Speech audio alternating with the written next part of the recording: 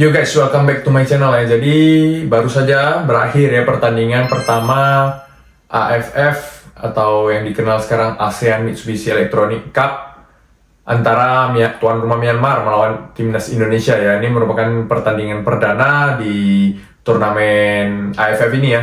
Dan Indonesia berhasil menang 1-0 lewat gol dari Asnawi Bakualam ya. Jadi kalau menurut saya pertandingan kali ini pertandingannya kurang mantap ya, dan bisa dibilang golnya itu gol jatuh dari langit ya, biarpun itu melalui skema yang sudah dilatih, yaitu skema lemparan bebas, tapi tetap saja menurut saya ini gol dari langit ya, karena secara overall permainan kurang bagus ya, kurang menonjol ya. Tapi sebelum ke itu kita bahas dulu awal-awal mula ya, dan bagaimana dari formasi yang diturunkan oleh STY ya, di mana STY itu menurunkan pemain-pemain muda. Memang seperti kita ketahui ya, rata-rata pemain di umur 20 tahun ya.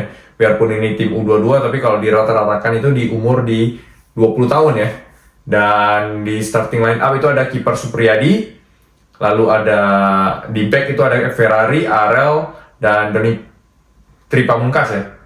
Untuk di flank di kanan ada Arhan, dan di kiri ada Niko ya. Lalu di tengah itu ada Arkan Fikri dan Faris ya. Lalu di depan itu ada Caraka, Ferdinand, dan Kakak ya. Itu starting 11 yang diturunkan Sintayong ya di awal babak pertama ya.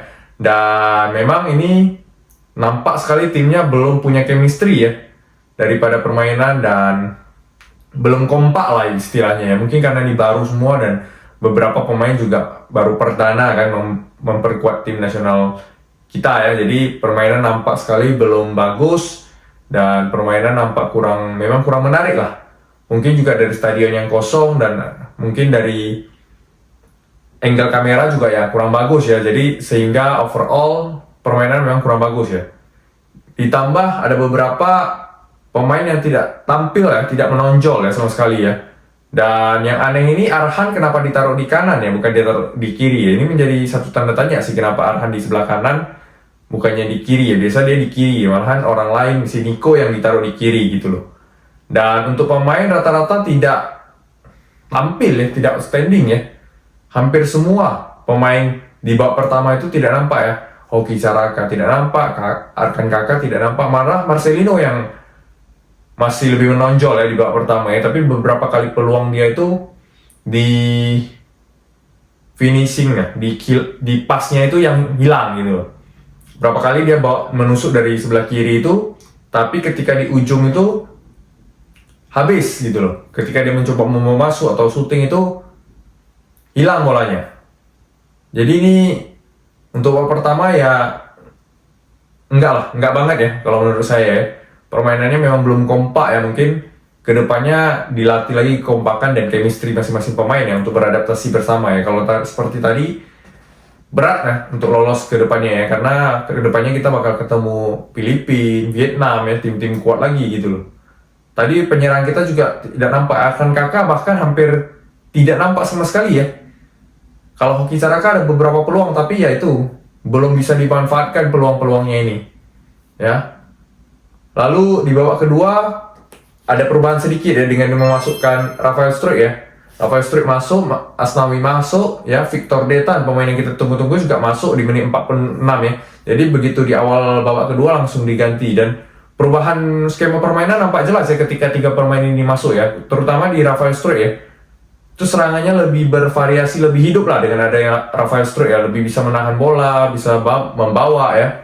Dan di back juga semakin kuat ya dengan adanya Asnawi ya, nampak perbedaan ya, maksudnya begitu masuk Asnawi dibandingkan si Niko, jauh ya.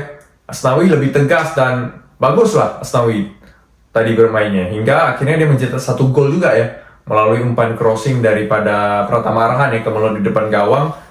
Dan Victor Detan ya, pemain yang kita tunggu-tunggu tadi bermain bagus lumayan ya di babak kedua. Setelah masuk beberapa kali dia dribble ke depan itu bagus, cuma di akhir passingnya itu nggak berhasil juga.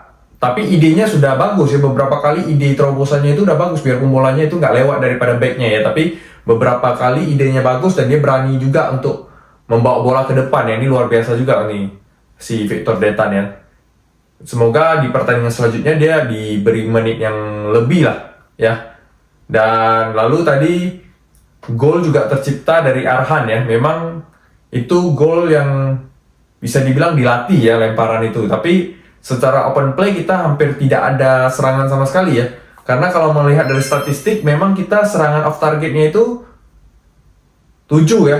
Yang on target cuma 4. Salah satunya yang paling berbahaya ya, termasuk yang dari sundulan KDR itu pun memanfaatkan lagi-lagi ya lemparan daripada Pratama Arhan. Memang lemparan Pratama Arhan ini cukup mengerikan dan membuat ketar-ketir para pertahanan lawan ya.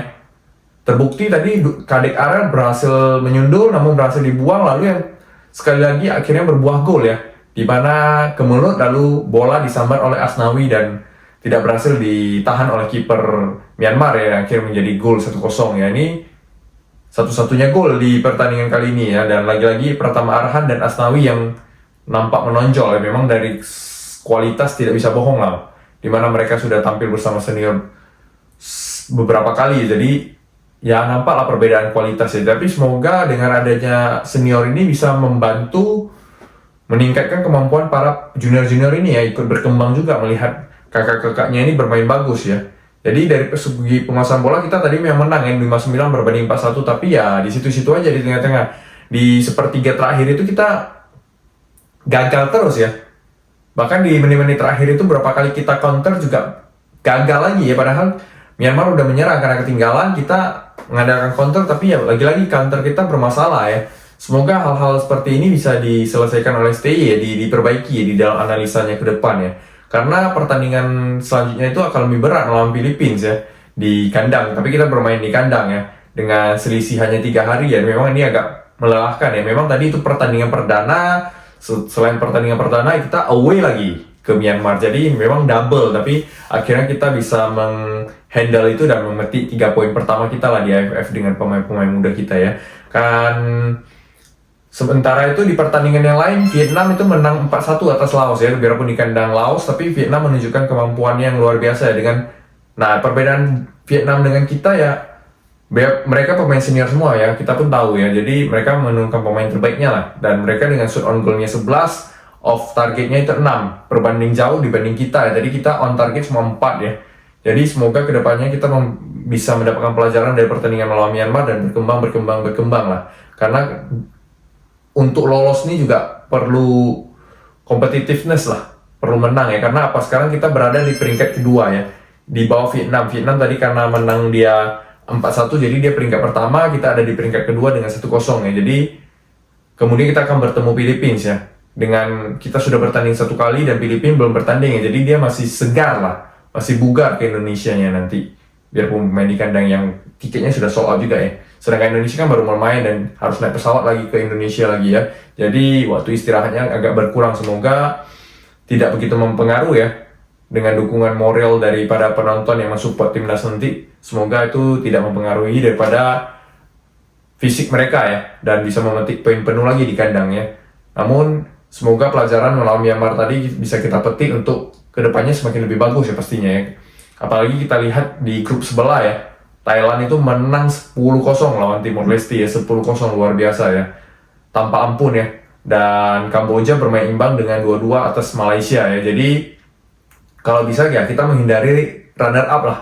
Kalau kita bisa menang terus, kita bisa menjadi juara grup dan kita bisa bertemu dengan di semifinal itu dengan runner up grup A ya. Kemungkinan besar, karena kalau saya lihat di grup A udah kemungkinan besar Thailand juara grup. Jadi kalau bisa kita hindari supaya bisa ketemu di final nanti gitu loh. Ya, karena target kita juga di final. Jadi kita di semifinal bisa bertemu lawan yang lebih gampang lah istilahnya ya. Jadi semoga ada pelajaran dari pertandingan melawan Myanmar tadi ya, dimana kita memperbaiki beberapa ini. Harusnya STY lebih tahu lah di mana kekurangan kita ya. Semoga bisa diperbaiki terus menerus dan pemain bisa beradaptasi. Intinya pemain-pemain tadi masih nampak kikuk ya, grogi, kikuk, belum kompak, belum chemistry, belum dapat, masih agak bingung dengan bola, bingung dengan teman-teman ada di mana gitu loh. Semoga dengan kedepannya ini setelah dipelajari dan diberi masukan oleh STY dan dilatih, semakin bagus karena kita 3 hari main sekali ya. Jadi semoga kedepannya semakin bagus, semakin bagus, semakin bagus, dan di semifinal dan final gitu semakin puncaknya lah harapannya kita semua ya. Semoga dari awal kita lawan Myanmar di sini, ketemu Filipina kita sudah meningkat ya, dan semakin meningkat sampai klimaksnya nanti di final kita juga tampil meningkat dan luar biasa sehingga bisa menang dan kalau bisa juara dari AFF inilah, karena kita sudah 6 kali di final tanpa sekalipun juara ya. Semoga kali ini kita bisa masuk ke final yang ke-7 kali dan akhirnya merebut piala ini ya. Biarpun dengan pemain muda tidak ada yang mustahil ya. Semua bisa terjadi di dalam sepak bola. Sepak bola bukan hitung-hitungan ya.